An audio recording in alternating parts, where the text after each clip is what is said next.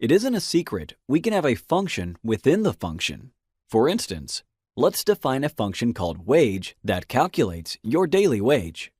Say you use working hours as a parameter, and you are paid $25 per hour. So this should work. Okay, good. Notice, I don't technically need the print command here. I could print out the wage afterwards, but I don't really need to. So I'll proceed this way, just returning the value I need. When you do well in a day, your boss will be very happy to give a bonus of $50 added to your salary.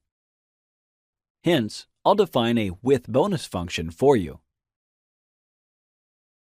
And as a parameter, I will take again the working hours. But this time, I will allow myself to return directly the wage with working hours as an output, which would be the value obtained after the wage function has been run, plus the extra $50 you've earned.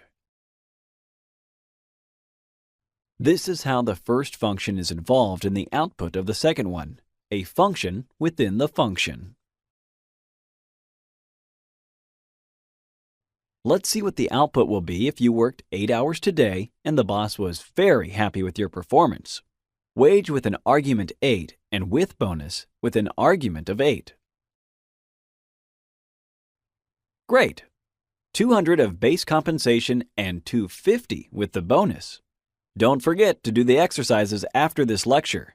This is the best way to reinforce what you've learned.